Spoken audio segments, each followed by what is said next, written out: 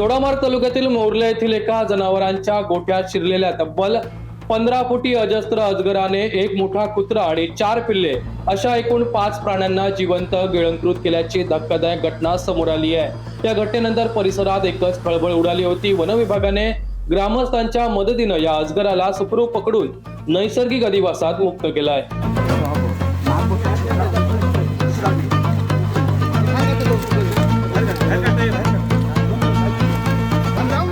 Morley येथील रहिवासी पंकज गवस यांच्या जनावरांच्या मांगरात एक पाळीव कुत्रा आणि तिची 4 लहान पिल्ले राहत होती।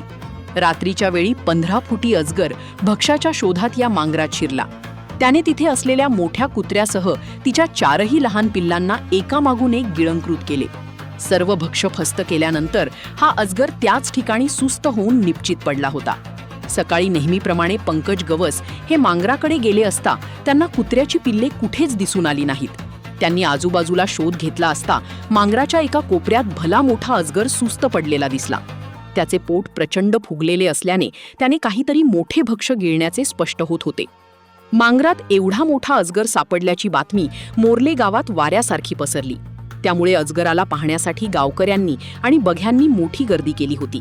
घटनेचे गांभीर्य ओळखून तातडीने वन विभागाला याची माहिती देण्यात आली। माहिती मिळताच वन विभागाचे कर्मचारी घटनास्थळी दाखल झाले।